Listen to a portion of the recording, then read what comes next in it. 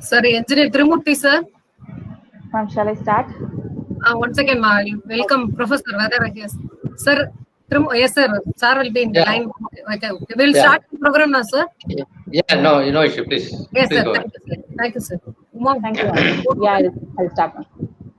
Good afternoon, everyone. Dear participants, I welcome you all and the today's session speaker for this AICT sponsored 6 days online HTTP on mitigation of power quality issues in distributed generation systems using custom power devices phase 2. Welcome you all. And I welcome Dr. P. Usharani Madam, Professor and Coordinator of this STTP program to introduce the today's session speaker. Please, ma'am. Yes, ma'am. Thank you. Good afternoon to one and all. I welcome you all for the fourth day afternoon session of this STTP. Today we have Engineer Tirumurthy sir for delivering a lecture on impact on power quality issues in grid-connected renewable energy sources. I welcome you, sir. On behalf of our management, our college, and on my own behalf, I welcome and thank Engineer Tirumurthy, sir, for accepting our invitation. Professor as member, State Working Group for Renewables, Government of Tamil Nadu, is having 40 years of professional experience in power sector and more than 10 years of experience in renewable energy sector. Is a Chief Technical Advisor, Indian Wind Power Association. Advisor, Asia Power Quality Initiative. Member, Bureau of Indian Standards Committee. Code Review Committee Member, Tamil Nadu Electricity Regulatory Commission, Chennai. Consultant, Tamil Nadu Solar Energy Development Association. Presented number of papers in different international conferences, national conferences. Once again, I welcome you, sir. I request you to take over the session. Please, sir. Yeah, thank you very much. First of all, I thank the organizers and Dr. Usha for having invited me for giving this presentation. Hope the screen is visible and my voice is audible. Yes, sir. Yes, sir. Yeah. In today's scenario, this topic seems to be more relevant because the whole world is actually facing a pandemic situation, and everybody knows that we have meddled with the nature too much, and especially with the power sector also. But of late, nearly 10 to 20 years on the line, there is a global agenda to move the power requirement of the entire globe towards renewable energy to mitigate the global warming issues. Everybody would have been aware that there was a Paris summit, and India also was part of the summit, and we have also agreed to reduce our carbon emissions, and we have a roadmap also for that. After the agreement, India focused large on the renewable sources of energy additions, and the government of India came out with a program of 1,75,000 megawatts of renewable energy before 2022. That was the kind of program and the faster mode of program we have in India. But that doesn't go very easily. It is not very easy. We have a lot of issues in integrating, especially grid-connected RE sources, due to various reasons.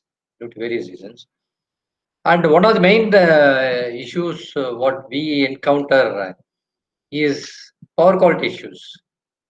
We face a lot of power quality issues also in grid-connected RE sources, both in wind and solar. And we have a lot of experience in wind, nearly 20 to 30 years of experience in India, and especially in Tamil Nadu. And now for the past 5 years, 10 years, we have experience in solar also. And large-scale solar additions are happening. So we have a lot of issues in power quality. And this is a relevant topic chosen by the organizers for a discussion. And we hope the youngsters and faculties take this subject very seriously and enter into research area to find out the proper solutions for the issues. So once again, I thank for the organizers for having this topic. Everybody would have been aware, a lot of topics would have been discussed for the past few days on this subject. And anyway, to start with, power quality can be defined as any problem in electric power system manifested in voltage or current or frequency that results in unsatisfactory operation or ultimately leading to failure of equipments also. But we can define one by one what are all the qualities involved. First quality, every consumer expects uninterrupted supply. A few years back, India faced a lot of power shortages, especially in Tamil Nadu. We had nearly 30 to 40% of shortages. And the people used to say that that is the primary requirement is the uninterrupted supply. That people meant that the quality of supply is the one that gives the uninterrupted supply. For the past 3 years, we have been facing a surplus situation, especially in Tamil Nadu and India. We have surplus situation. I can say that in India we have double the capacity. To summarize, I can say that we have nearly 340,000 megawatts of generation capacity as on today. But the peak in India is hardly 1,67,000, 1,70,000 megawatts. That means only 50% of the generating capacity we require for the peak requirements.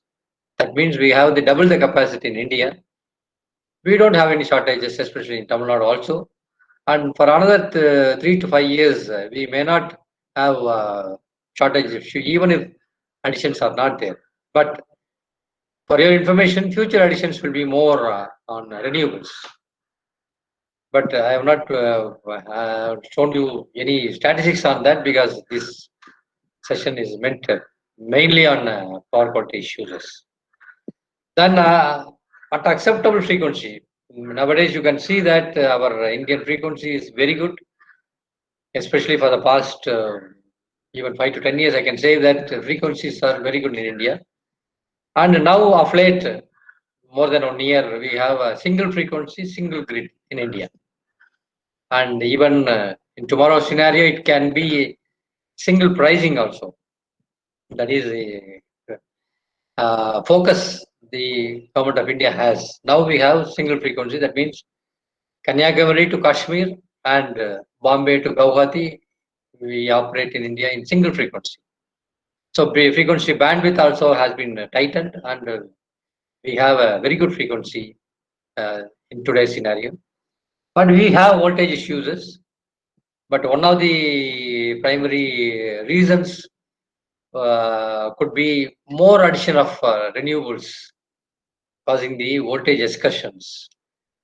That we are working out, and people are solving the issues. And in future also, it will be a challenge for us to connect a large quantity of renewable energy in the grid, and we may be having challenges in maintaining the proper voltages. So everybody would have seen all these graphs and the types of power quality issues: transient, noise, notches, voltage, sag, swell, under voltage, over voltage. All these issues are faced when integrating renewables.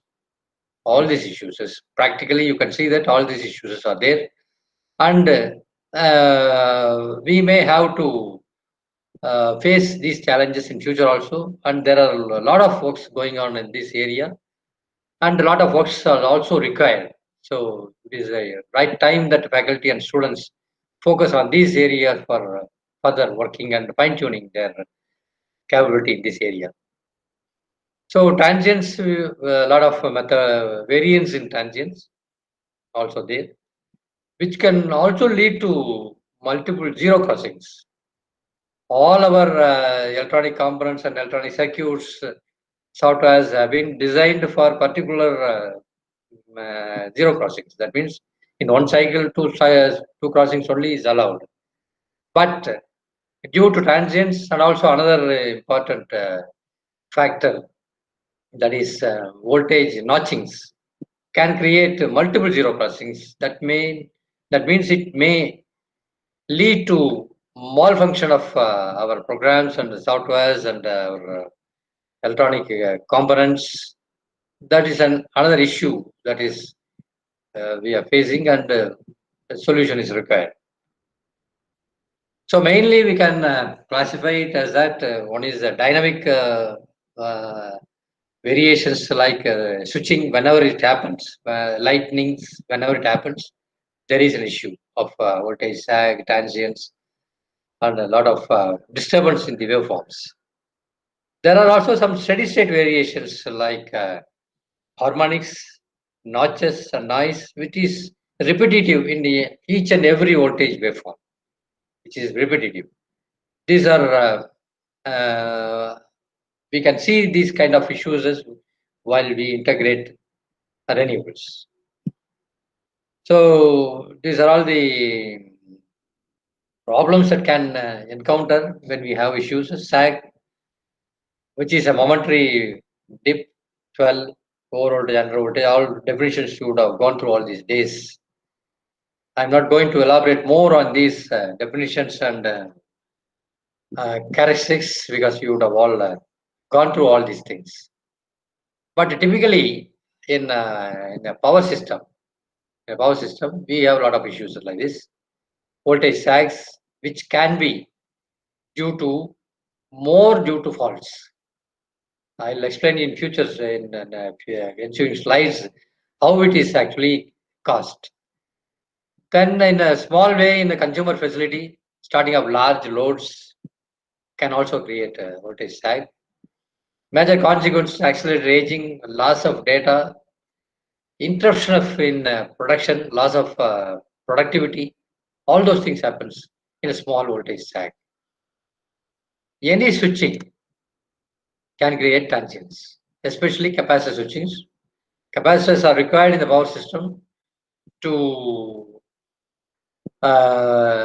improve the system by a requirement of reactive power, withdrawing of reactive power whenever it is required or whenever it is not wanted, and addition of reactive power. Those switchings are there in a power system, and each and every switching creates a transient. This can lead to insulation breakdown, spark over, semiconductor device damage, even equipment damage, even in the domestic area, even you can see that failure of TVs, transistors, computers, loss of data, a lot of things happens due to this kind of transients. Then harmonics, we are now encountering a lot of harmonics. Whenever we have started the usage of power electronic equipments, we have started encountering harmonics. And nowadays, utility also has started implementing harmonic standards because a lot of standards are there. IEC, IEEE standards are there. Indian standards also is coming in. Indian utilities also have started thinking how to curtail this phenomena of harmonics, and they have started thinking how to implement the controls on the consumers who generate harmonics. Then lighting transients, not controllable. We have to face it, and we may monitor and face. And we have challenges in having this kind of lightning strikes on the equipments and the buildings. Naturally, it has to be encountered. Then another most important phenomena where solution is required is the high impedance faults. You would have learned from the news channels and newspapers that especially during the rainy days, someone gets electrocuted fatally also. Number of fatal accidents which could have been prevented happens due to high impedance faults. even though there are controls and circuit breakers and relays to monitor and have control on these type of faults, there is a challenge in encountering these kind of high impedance faults, because the fault current may not be enough to blow out the fuse. Especially that is a primary control fuse wires. If there is high impedance fault will be a recurring fault. Fuses may not blow because enough fault current may not be there due to high impedance. So there is a challenge how to identify these kind of faults, how to segregate it, how to save, especially the operating personnel and human and animals, from these kind of faults. To summarize the whole power quality issues, there are not sufficient data available. With the available data, we can see that voltage sag is more disturbing among the power quality issues, which disturbs in lot of way the end consumer, the operation of the consumer and equipment of the consumer. A lot of things are disturbed due to voltage sag. Then voltage swell, transients, and interruptions. So more importantly, as an end consumer or even a generator as on today, I am going to more dwell with the how generators get affected due to this voltage sag. So we'll go in depth to see what is voltage sag, how it is occurring. Voltage sag is a small time reduction in voltage. Maybe it can be from few cycles, 1 or 2 cycles to few cycles can be persistent. After that, it goes to the original magnitude level. So during certain period, we face reduction in voltage for a particular duration, maybe from few cycles. So voltage sag is characterized by 2 parameters, magnitude and duration. Almost all power electronic loads, especially nowadays, variable frequency drives, VFDs are more sensitive to these kind of faults. We have a study on that, but I'm not going to discuss more on the industrial side, because today's topic is for the generators. For the past 10 to 20 years, you'll see that there is a more usage of variable frequency drives in any industrial house, especially in any industry, steel industry, even cement industries, in large scale application of variable frequency drives, and in textile industries also. Large usage of PFDs are there for mainly due to energy efficiency, and also to have a better control on the motors, better speed control, especially speed control. People go for VFDs. Maybe in our days, in a textile industry, 20 to 30 years back, we'll be able to see 90 to 95% of the loads as only induction motors, rugged induction motors, which doesn't get disturbed due to these kind of issues. But today, you'll see that 85 to 90% of the loads are variable frequency loads, which is very sensitive to these kind of voltage sags. If a small voltage sag of nearly 100 to 200 milliseconds occurs, there will be a production loss of nearly half an hour to 1 hour in a textile mill. So that is the kind of sensitivity of these kind of voltage sag on the performance of the variable frequency drives. So impact of industrial consumers will be 7 to 8 times more than the outages. Even the outages, planned outages means they will be almost prepared to face it. But these kind of unannounced voltage sag, even they may not be able to monitor this kind of voltage sags in their facility. No meter in their facility will record this kind of voltage sag. They might not know whether the voltage sag has come or the reset of their production is due to what is the issue. So of late we face this issue. But nowadays, most of the variable frequency drives are equipped with a facility called right-through facility, low voltage right-through facility, which the drives are expected to be on the line, even though the voltage is getting reduced, magnitude is getting reduced for a certain period of time. So each and every product has its own ability to withstand. Certain products have been given for withstanding nearly 2 seconds voltage sag. So if the voltage, that kind of facility is there, definitely that may cost a little bit more than the regular ones. And also that facility has to be enabled. At what duration, at what depth. As per the definition, it is 10% to 90%.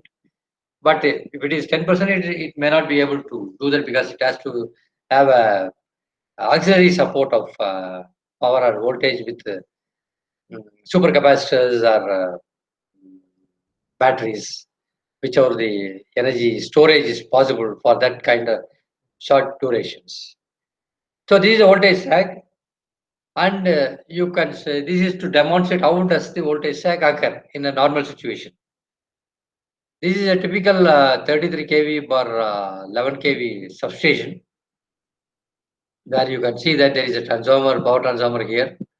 There's a source, incoming source is there, power transformer is there, and there is a 11 kV bus where 5 numbers of feeders are connected and end consumers are fed from this feeder. Certain consumers with higher capacities should be connected directly to the feeder. They are called the HT high tension consumers, and low tension consumers should be connected by distribution transformers. What you see on the streets, 11 kV bar 430 volts distribution transformers, where LT consumers are connected, or big consumers will be HT consumers will be connected directly to the HT feeders. In these HT feeders, you imagine that there is a fault. Normally, this kind of faults occur in the system, and if you by statistics, if you can see that more than 80% of the faults will be single line to ground fault.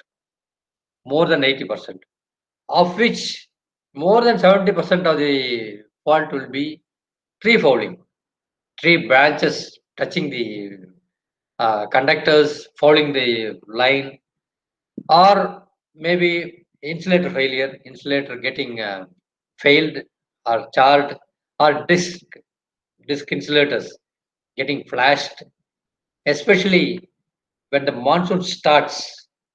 Insulator failures and disc failures would occur because immediately prior to the monsoon, there could be a lot of dust accumulated on the insulators.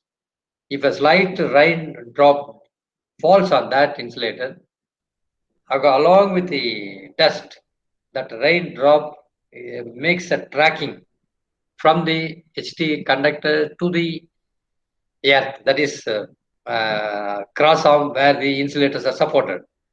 So naturally, this kind of faults occur. And normally, these kind of feeders, the flow of current will be in the order of 200 to 300 amps, depending upon the requirement of the consumer. But during the fault current flowing through these feeders to the fault location may be in the order of nearly 2000 amps to 3000 amps. That again depends upon the fault level of this bus bar, 11 kV bus bar. So what is the fault level? That itself is a subject, and from the source, this current flows through the bus bar and through the feeder to the fault location. This 2000 to 3000 amps. But naturally, source has an impedance. Because conductor is not without resistance and impedance, and the transformer is not with resistance and impedance. And as the current flows from source to the fault location, the voltage gets dropped. At that moment, maybe 11 kV will be only hardly 5 kV or 6 kV. So there is a considerable drop in the voltage due to this impedance. So these 1, 2, 3, 4 feeders are healthy feeders. This is the one that has fault has created. Or during the fault, there is a breaker here which isolate the faults ultimately. There is a relay, CT, PT relay, current transformers, potential transformers, and relays connected to the system. Ultimately, that relay operates. You would have all studied about how the relay functions and the CTPTs function in the substation. So relays function, and due to this overcurrent, and ultimately relay actuates the contact, and finally this breaker gets tripped automatically. But that takes time. That takes normally it starts with 100 milliseconds to nearly 500 milliseconds. So these kind of 11 kV systems will normally have the fault clearing time of 300 to 400 milliseconds. So during that 200, 300 milliseconds, anyway this fault is flowing through the bus bar and to the fault location from the source. These healthy feeders also will see the low voltage during that 300 to 400 milliseconds. That is actually eventually called as voltage sag and faced by all the consumers which have been connected to these healthy feeders. This feeder is ultimately going to trip, and consumers will face no supply in this area until such time this fault is cleared. But here, these feeders will not trip because it is not meant to trip during this fault. These consumers connected to these healthy feeders will see this kind of voltage.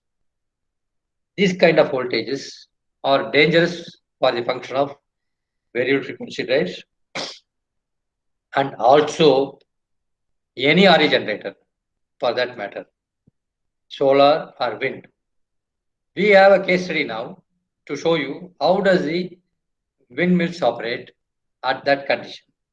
This is the actual scenario that has been recorded in one substation. You can see that how does the voltage gets reduced during the fault conditions. These are all voltage sags that has been recorded. I mean, these are all actual recorded waveforms during a fault. There are many old. There was a case study, and case study. If anybody is interested, they can download the case study from National Institute of Wind Energy, where we conducted a case study and posted there. Under their assistance, we conducted the case study. This is actually a typical case study. And this is I have kept a case study of a textile mill also for you to see how does it react. This is actually a case study conducted in a textile mill near Coimbatore. You can see that this is the voltage trend that is being recorded by the power quality analyzer. At one point of time, you can see that voltage gets reduced by nearly 50% due to fault in some other feeder in the same substation, as I have shown you. You can see that in that facility, this is the current drawn from the source. You can see that there is a sudden drop, nearly 38% drop in the current drawn from the mains. That means nearly 40% of the machines have tripped. This industry has nearly more than 70% of their loads as variable frequency drives. So it takes nearly half an hour to 1 hour to regain to the original production level. Original production level is this. This person is keeping on producing. Suddenly a voltage drop. Half of the machinery goes out. He has to reset and bring the production to the normal level. Almost it has taken more than 1 hour to come to the normal production level. That means a small voltage sag of 200, 300 milliseconds will create a havoc for these kind of sensitive machines. This is another event to show that this voltage sag has occurred, and it has created a voltage sag and loss of productions. This is actually the topic of discussion for today. How does the windmills react to this situation? This is a typical case of windmills also tripping due to voltage sag. Voltage sags caused by tripping of another feeder in the same substation. And you can see that this is a voltage trend that has been recorded by the power quality analyzer. You can see that at that moment, nearly 50% of the voltage is reduced. This cursor has been kept here to show that the voltage at that point. This is the point where the voltage sag has occurred, and you can see that nearly 50% of the voltage has reduced due to fault. At that condition, you can see that nearly half of the 50% of the windmills, this is a purely windmills connected feeder. The purely windmills connected feeder. More than 50% of the windmills have tripped. And immediately before tripping, you can see that there is an enormous inrush current, delivered to the fault location. That means windmills also, to certain extent, has participated in the fault current. So, in the supply of fault current, windmills also have participated.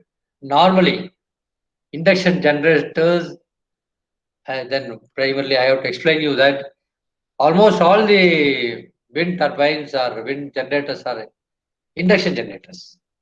I'll show you what type of induction generators in coming slides. This is actually a reduction in generation. Prior to reduction generator, there is enormous current that is pumped to the grid from the induction generators. Both are harmful. Both are harmful for the generator. Sudden tripping of the generator also is harmful because momentarily there could be a lot of mechanical inertia in the turbine.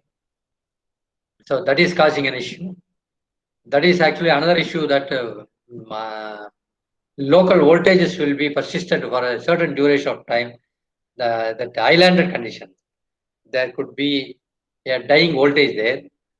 Immediately before that, there is a transient. After that, there is a fall in generation. And it takes nearly half an hour to 1 hour to regain to original generation levels. That means we have lost the generation. I can show you typical incidents in southern grid, how much generation is lost due to this phenomenon. So this is another event to show you that there is a reduction of more than 50% of voltage due to heavy fault. And you can see that there is more than 40% of the windmills connected to that feeder have tripped. You can clearly see here that has tripped at that moment, and it has taken more than half an hour to 1 hour to regain to the original generation level.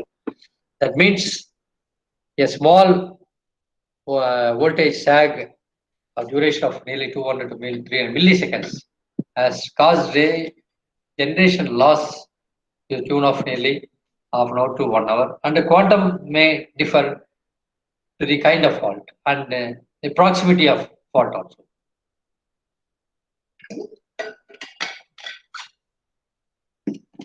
At one moment, I can show you that nearly 1,300 megawatts of wind turbines have tripped from the grid. That kind of situations is dangerous because stability of the grid will be lost, and it can lead to collapse of the grid also. You would have seen a lot of collapse that has happened recently. Some 2 years back in North India, there was a blackout, and some years back, you would have learned that in New York there was an infamous blackout of the city for the past 2 to 3 days. A lot of things happens due to instability in the grid. This kind of faults and tripping of generators will make instability in the grid also. So after of late, after 2014, Indian grid code was amended, and it was made mandatory for fixing low voltage right through facility for all these kind of RE generators, for windmill generation and also for solar generators. This kind of facility, low voltage right through facility, should be enabled and should be functional to tide over this kind of faults. It should not withdraw from the grid during these kind of faults. That is the facility available in a low voltage right through. This is a case study of transient, and every time the capacitors are switched on, there is a transient. You can see the amount of transients that is happening. This transient was captured in a consumer facility 2 to 4 kilometers away from the substation, where a capacitor bank was switched on. This kind of transients. These kind of transients is very dangerous and injurious to the insulators, insulations, and ultimately the equipments. Equipments like transformers, motors. If these kind of transients keeping on incident on the equipment, at one point of time, the insulation of the equipment will get failed, and ultimately, prematurely, the equipment will fail. So you can see the amount of transients whenever it is switched on. Whenever the supply is resumed, there is a transient. This is caused due to switching on of the transformer. You can see that whenever the transformer is switched on, there is a transient. Whenever it is switched off, the transient is more. Quantum of the magnitude of transient is more than when the transient occurring during the switching on. Switching off, the transient is the magnitude of transient is more. This can injure equipments and ultimately failure of equipments. You can see that how much of transient is caused due to switching off. This is an incident where the breaker tripped immediately on switching on a transformer. Immediately. That is one of the phenomena called inrush current. If the relay fixed in the breaker should identify inrush current and the fault current. Both are different. Due to inrush current, the breaker should not trip because transformer is getting charged. Due to fault, the breaker has to trip. So the relay has to differentiate between what is inrush current, what is fault current. Both can have this same magnitude, same quantum. For example, if the relay is set, if the current exceeds 400 amps, that should actuate and breaker should trip. 400 amps might come during the fault and during inrush current also. So inrush current has to be segregated from the fault current. There is a phenomenon known as harmonic restraint. Inrush current is mainly nearly 80 to 90% of the inrush current is full of harmonics, especially second order, third order harmonics. So relay has to identify if there is harmonic present to that extent, the breaker should not trip and hold. If it is with fault current, there might not be with much harmonics. So that kind of relay phenomena is called harmonic restraint relay. That kind of relay should be equipped in these kind of feeders so that the breaker doesn't trip during inrush current identifications. So that is one of the phenomena that practical engineers should know where to place the inrush current equipped relays. So this is, you can see that this is the inrush current. This is the quantum of inrush current during charging of especially the transformers. When you charge the idle transformers, there will be this kind of current. This current will be to the tune of nearly 8 to 10 times of the full load current. For example, for 100 kVA transformer or 1000 kVA transformer, the HT current will be nearly 50 amps. If there is a during inrush current, it can be even 500 amps. So it cannot be considered as a fault current and trip the breaker. So this is the inrush current. So there should be a harmonic restraint phenomena in the relay to see that the breaker holds during these conditions. So you can see that the amount of inrush current, during the inrush current, there can be a voltage sag also. Voltage sag also to be, because if it is a weak grid location, there you should also learn what is weak grid, what is strong grid while you study the power quality implications, because almost all the power quality issues you can face less in the strong grid location. That means the grid is very strong. When it is a weak grid location, each and every power quality issue will be encountered enormous in features. So people also should know what is weak grid, what is strong grid. So when the fault level is high, you classify those locations as strong grid. When the fault level is less, that type of locations are classified as weak grid locations. In a weak grid location, when there is a inrush current, there could be a voltage sag also. Due to voltage sag, for example, if you have two transformers, one transformer is functioning, another transformer you charge it, then you face a inrush current. Simultaneously, you face a voltage sag. Due to voltage sag, the transformer in service will also face a inrush current. That is called as a symptomatic tripping of the breakers. So if one breaker trips on a inrush current, another breaker will also nearby breaker also will trip. So these kind of issues could be identified and segregated, and wherever the fault occurs, breaker should trip. Whenever the fault is not occurring, even the current or current is due to inrush current, that should hold. So this is a typical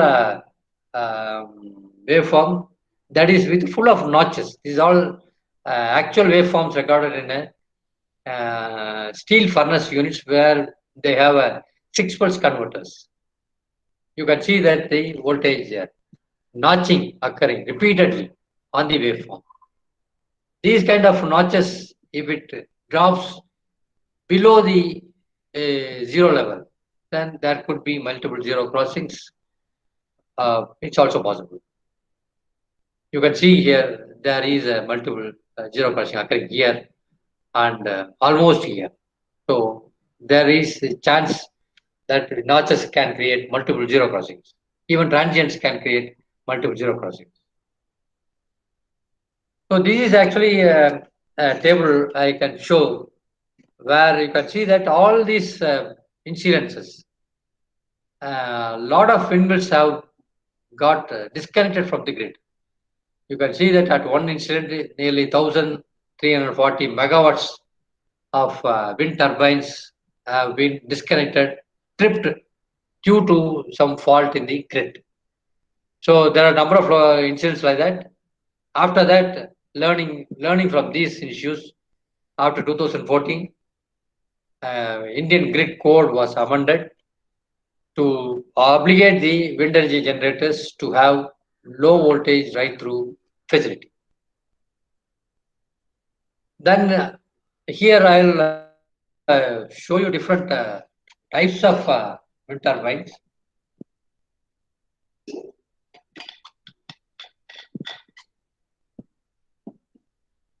Almost all the wind turbines are induction generators, squirrel cage induction generators. These were rugged, low cost, but they don't have the control facilities, and especially their reactive power cannot be controlled here. Whenever the wind is there, primary turbine primary will move, and there will be generation, and generation is directly connected to the integrated to the grid. No active and reactive power controls. But of late, when a larger addition of wind turbines happened, then utility faced low voltage conditions, and after that they learned that these kind of generators, when they generate active power and they draw reactive power from the grid. After that, they amended the regulations to curtail the reactive power drawal from the grid. After that, generators started fixing capacitors to see that the reactive power drawal is minimized from the grid. Then the utility started charging penalties whoever draws more reactive power. They had 2-3 slabs for penalizing the generators who draw reactive power. After that, people started fixing capacitors. Almost all these capacitors were fixed type of capacitors with contactors. So each and every switching would these switchings would be regulated by the way it is generation. So it is current limiting switchings. Whenever the current is reaches certain levels, it will get switched. So each and every time there is a switching on or off. There could be a transient. These are type 2 generators which had a wound rotor. Previously, these are fixed rotor. These are all fixed rotors. These are wound rotors. So they had they also these machines were rugged. These machines also didn't have the LVRT facility. No active and reactive power control. This also didn't have the active and reactive power control. Then came the type 3 machines, which generally called as DFIG, doubly fed induction generators, where the rotor also would generate power and link to the grid through a power converter, because it has a different frequency. It has to match the grid frequency. It has a power converter here. But these were equipped with LVRT facility, a little control on the active power, So of late, these kind of machines came into picture. But nowadays, we have a fully convertible. This is AC, DC, AC machines, fully convertible machines. This has the LVRT facility. This also has the active power control and also reactive power control. Both are there. So these machines, nowadays people prefer this kind of machines. Utility people especially prefer this kind of machine because this has the full control, active power and reactive power.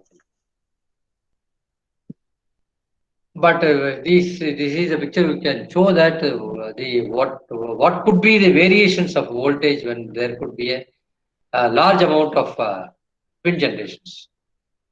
But tomorrow's trend shaping the industry is that friendly grid integration means increasing wind penetration above 20%, results in increasing amounts of wind dumping also, because at certain time, certain quantity of wind is added. People face a lot of issues, especially nowadays, people face the issue of balancing, how to actually balance with the conventional power. Also, more wind power is connected to weak grid also is an issue.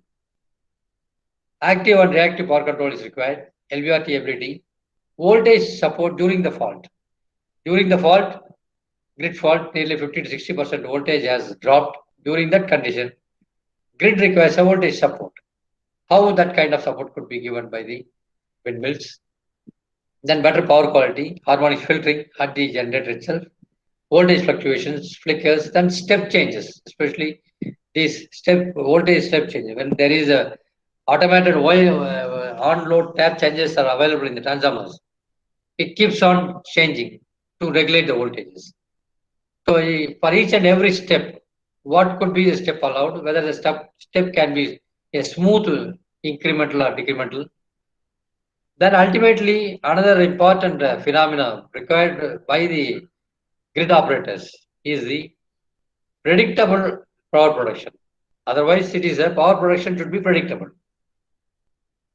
That means that is another phenomena coming in. I can show you a little bit of that, because that itself is a separate subject. Now, in the Indian scenario, now for the past 2 to 3 years, another phenomena has come in, that is called the forecasting. Now we have to forecast the power. For thermal generators and other generators, that is not required. For renewable energy generators, forecasting is required. So for that,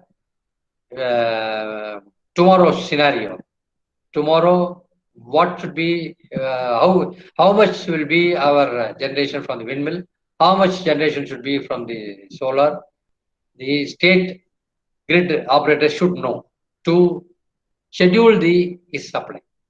So in today's scenario, now we have another phenomena called forecasting.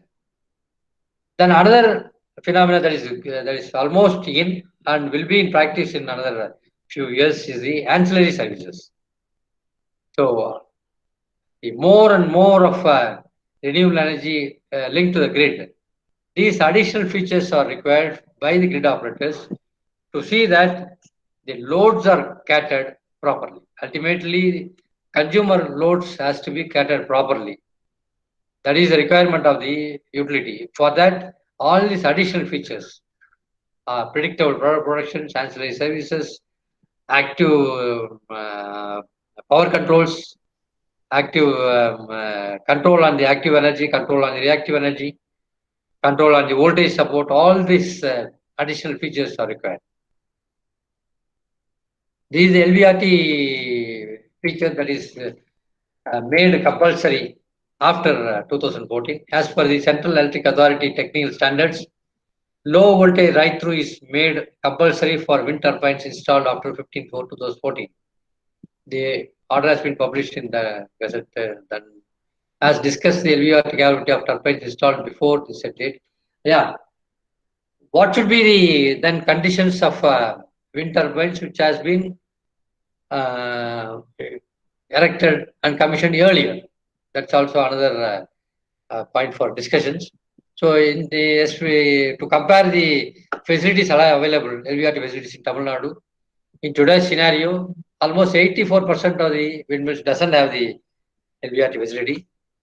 There is a discussion going on whether those machines could be equipped with LVRT facility or not, whether it is capable of withstanding, and whether features are available. Those things are under discussion and under active discussions. Almost 16% of the wind turbines have LVRT facility today.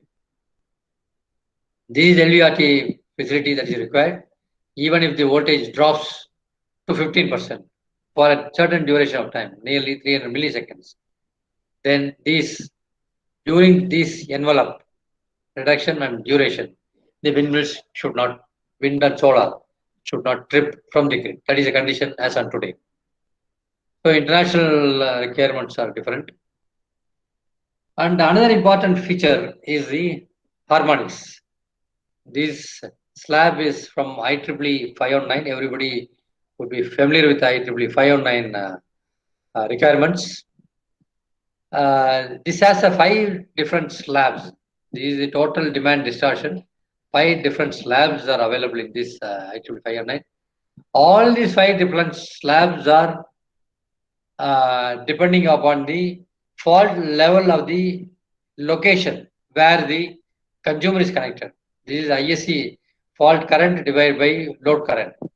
If it falls within the slab, he can go up to this limits as his total demand distortions.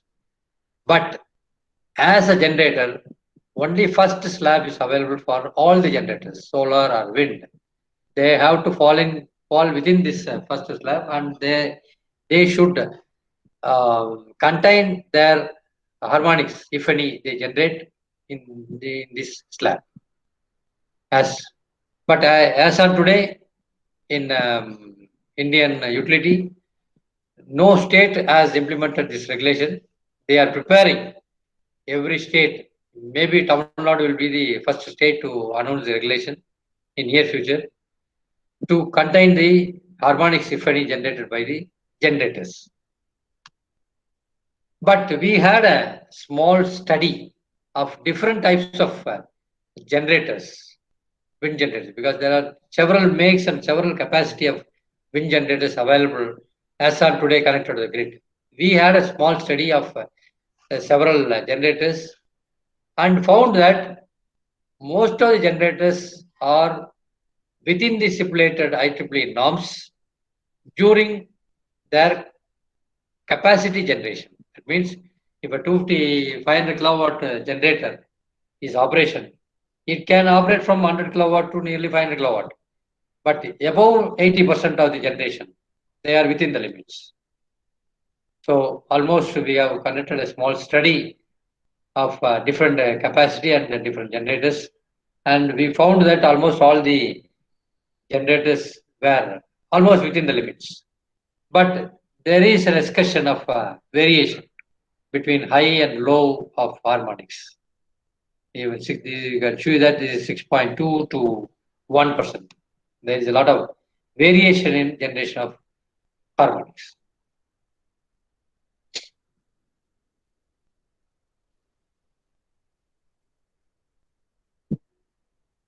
There is a consistent variation in the during the generation, because windmills doesn't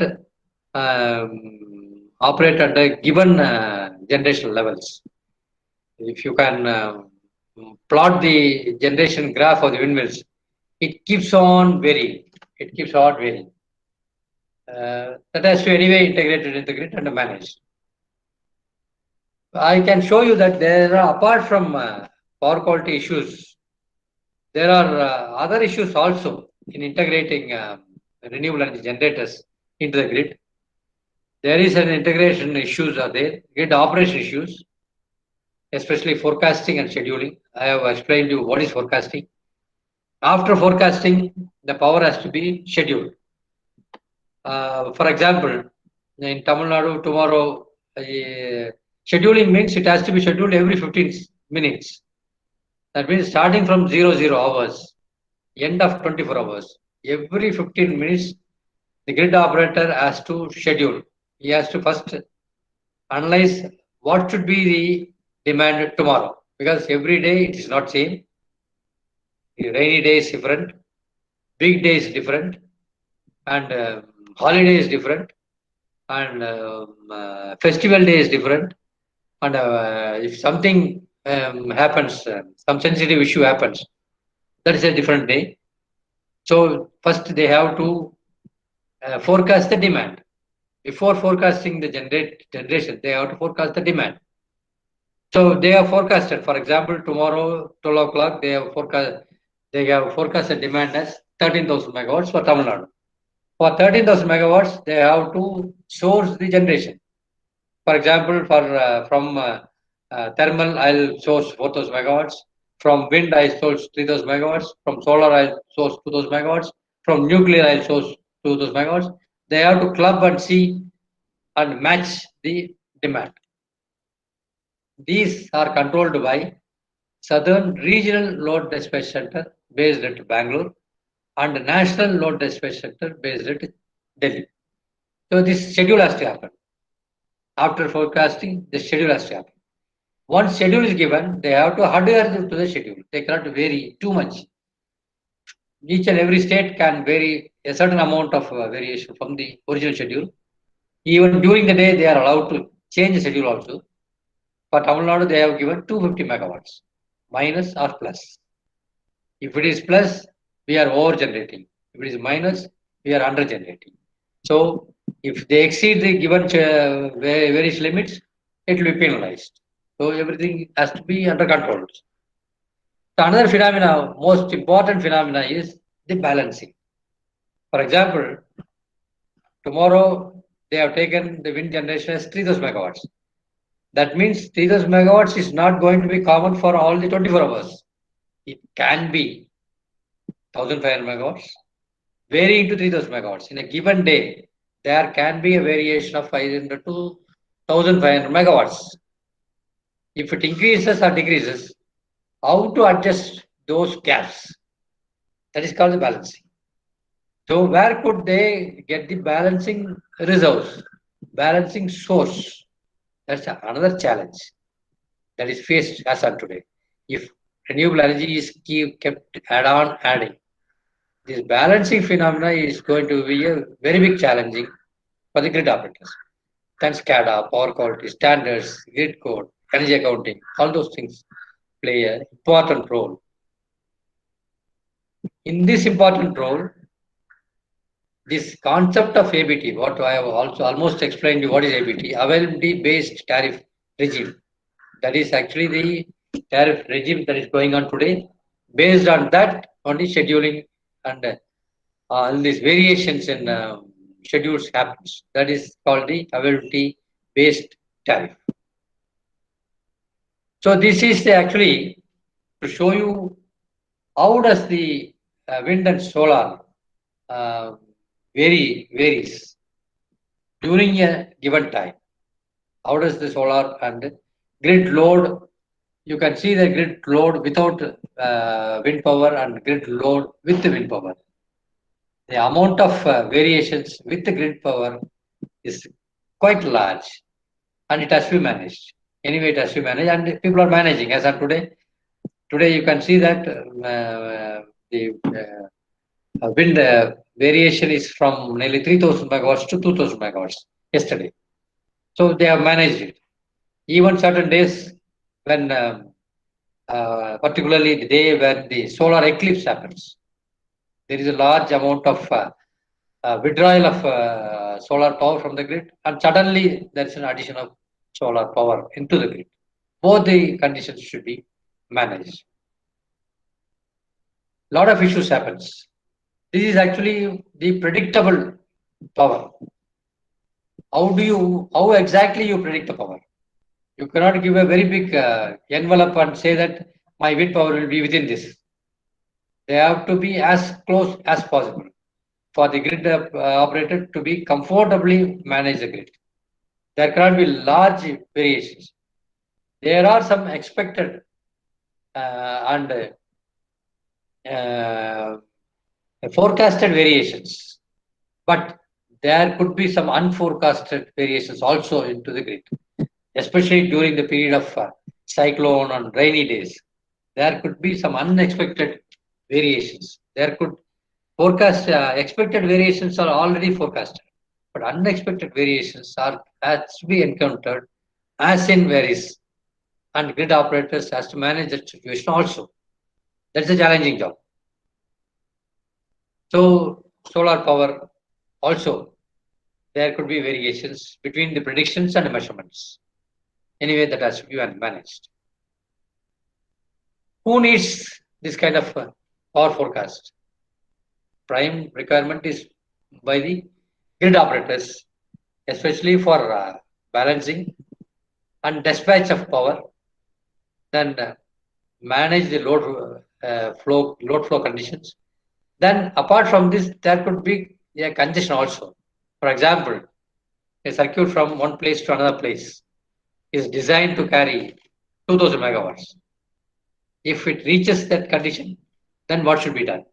Whether the flow has to be restricted, whether either the generation has to be restricted or the load has to be restricted, they have to take a decision, or it has to be diverted. A lot of things happens. Then the energy traders, nowadays, after the enactment of Electricity Act in India, 2003, and open access regulations coming in 2010, consumers are at liberty to buy and sell power. Today in India, we have sources of power other than the utility. You can buy power from exchange. There is 2 power exchanges in India where you can buy power and sell power. For those traders, this kind of forecast, tomorrow how much I can sell, how much I can buy, the forecast is necessary. Then the wind farm solar plant operators, whether tomorrow it will be raining, solar plant operator can take a maintenance schedule and carry out the maintenance. Or if there is a wind is predicted well, then he may not go for the maintenance. A lot of things are there. Forecast is required for the maintenance persons also to schedule their maintenance. So these are all some forecast requirements: short-term forecast, medium-term forecast, week ahead forecast, and seasonal forecast also for planning. Also is required. So we have now almost come to the end of the session. People are at liberty to ask questions. Even apart from this, in a power system, they can put questions and I'll see I answer all those questions. Thank you. Once again, I thank the organizers for this session. Thank you, sir. Thank you very much, Professor, for your valuable session, for informative and excellent presentation. I request all the participants kindly post the questions in the chat box or you kindly ask. There is one question in the chat box already. Yes, How sir. to define a weak grid? There is a question from Mr. Ashish. Weak grid or strong grid is classified as per their fault location. For example, you classify this substation. A substation is a strong grid or B substation is a weak grid. It depends upon the how much the fault level is there. 3000 MVA or 4000 MVA, 8000 MVA. It depends upon the fault level. If the fault level is good, then it's called a strong grid location. In a weak grid location, fault level is less, and the amount of harmonics that could be generated by the consumer depends upon the strong grid or weak grid. For example, if the consumer is having a 100 kilowatt load, the strong grid location, he will be allowed to generate 20%. The same load, same consumer in a weak grid location will be allowed to generate only 5%. So IEEE 519 goes by the strong grid and weak grid classifications for controlling the harmonic limits.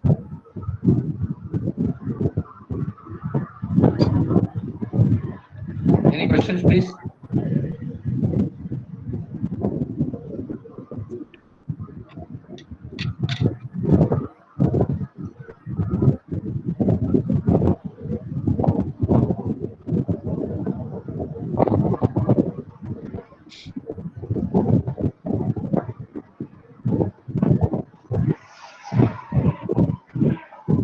Participants, if there is any queries, you can unmute and ask, or you can enter in the chat box.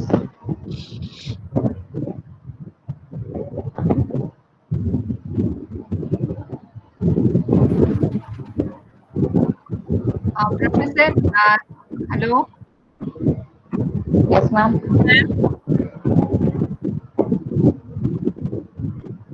Sir, can you hear me? Good afternoon, sir. Yes, ma'am. Audible, ma'am. Sir, can you please one more time explain about me the transients, because of transients or how it is affecting the grid, which causes malfunctioning in the grid, sir? See, I can show you that slide. Okay, these transients, each and every switching, even it is load or a capacity switching or a reactive switching. These are actually capacitor switching. This is a reactive switching. That is a transformer. Every switching will cause a transient. Unless otherwise, the switching is through a zero crossing switching. To avoid this transients, there is another phenomena called zero cross switchings. When you switch the switches during the zero crossing, you can avoid this kind of transients. Otherwise, you have to avoid the switching totally. But if you these kind of transients repeatedly, it is encountered by the equipments. For example, first time you encounter this transient, next time you encounter still more or less. Repeatedly, that insulation starts breaking. Insulation. Ultimately, during one such transient event, that insulation gets failed. So it leads to failure of insulation, failure of equipments. Thank you, sir. What about the external due to lightning, this transients because of the external? Both can be it's manageable to a certain extent. Even lightning situation and this switching transients both are manageable to a certain extent. We have today such protectors, such protection devices available in the market.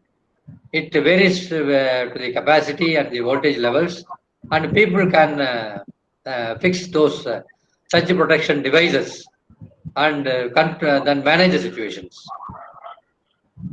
Thank you, sir.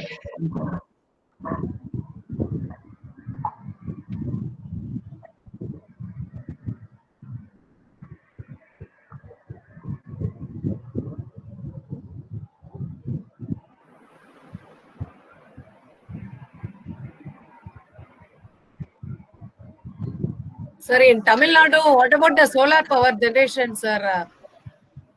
Yes, and today we have nearly 4,000 megawatts of solar installations in Tamil Nadu. At peak, it generates nearly 2,500 megawatts to 3,000 megawatts. 4,000 megawatts are already there in the system. Yes, sir. Thank you, sir. What about wind, sir? Only at Wind, we Tirunelveli, have sir? nearly 8,500 megawatts as on today. At peak, it generates nearly 5,000 megawatts.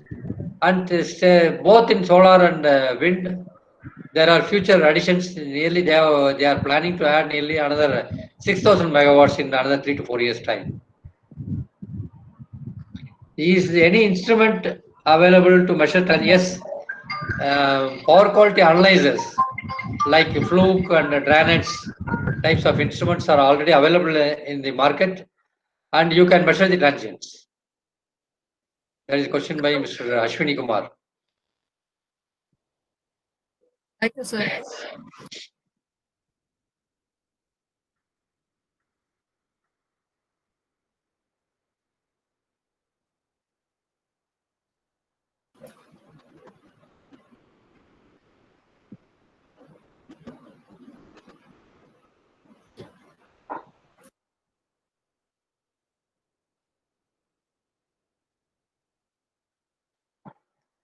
So I think there are no more questions here. And once again, I thank the organizers for Can this you good opportunity. Yeah. Yeah, please go on. windmills, can you explain how the power quality in depth, sir? A few minutes recap of your session, sir, kindly. Yeah, now another question has come in. How to forecast the wind? Yes, sir. Yes, sir. Forecasting itself is a separate subject, but I'll elaborate a little bit on that.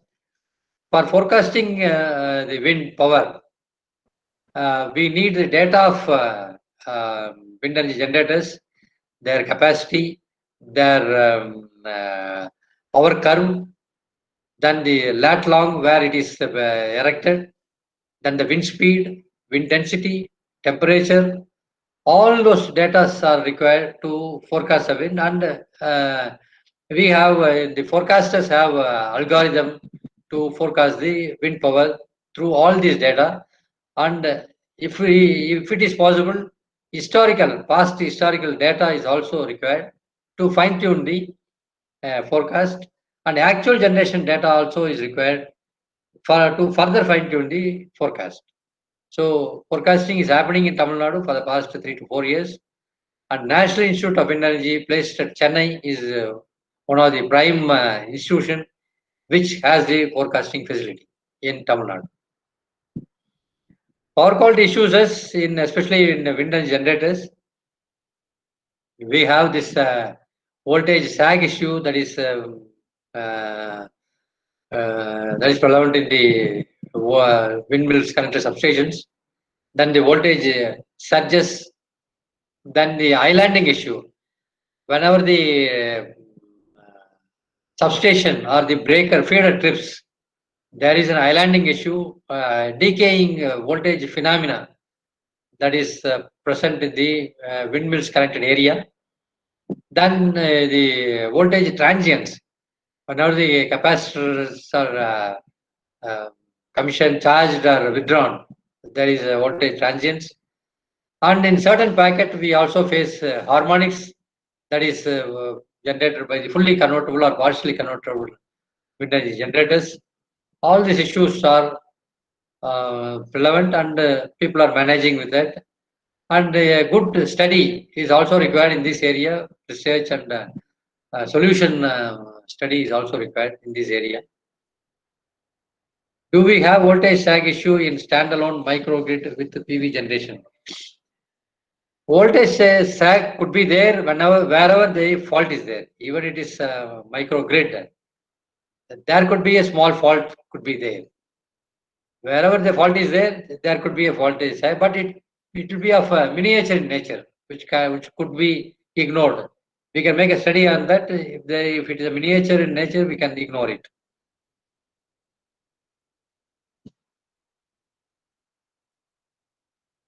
Thank you, sir. One more question, sir. Yeah. How to minimize the vibration in two types of wind turbines are the vertical axis and the horizontal axis? How to reduce the vibrations? Which one is better, sir? Vibration, to actually prevent vibration, we have to again review the blade design.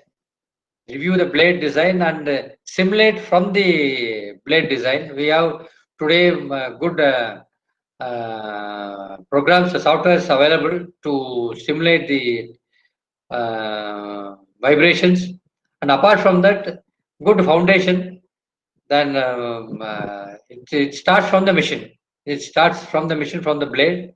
So we have to review all those things, how to minimize it. Then it could be possible. There are some very good smooth turbines available today in the market, and it is possible to design a good reduced vibration machines. How transient due to lighting is handled?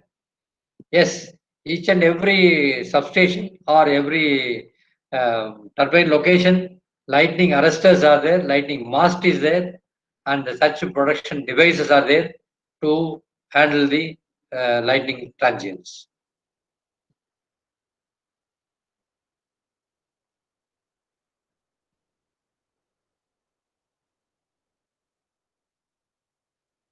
Thank you very much, sir, for your valuable sharing of your knowledge. Thank you very much, Professor. Uma, madam. Yes, ma'am. Welcome, Balamurali, sir. Balamurali, sir. I think, okay, no problem. Kindly, Yes, Professor. Yes, Balamurali, Professor. sir. Yes, it's audible, Professor. Yes, sir. Yes, sir. It's audible. It's audible. Uma, madam. Ma'am, yes, ma'am, I'm here, ma'am. Can I conclude, Yes, ma'am? ma'am. Yes, ma'am. Thank you, sir, for your wonderful speech, and it's very useful and informative. And you have also given answers for all our questionnaires, and we are able to enhance our knowledge in this thing, sir. Thank you once again, sir. And Balamurali sir is also there. Thank you, sir. So thank you very much for the opportunity. Once again, I thank the organizers and Dr. Usha madam, and also Dr. Balamurali for having introduced me to you from Yes, our sir. community. Thank you. Yes, sir. Thank you very much, sir. Thank you. I should say thank Thank you, dear. It's all both the way. It's useful. A lot of interaction is there. A lot of new faces I could get introduced. So thank you very much for the opportunity. Throughout India, faculty members are attending, sir. 100 members are attending. Okay, that's fine. Fine to know that. Thank you, sir. Thank you. Thank you. Thank you. Thank you, sir. Ma'am, I'm stopping the recording, ma'am. Yes, ma'am.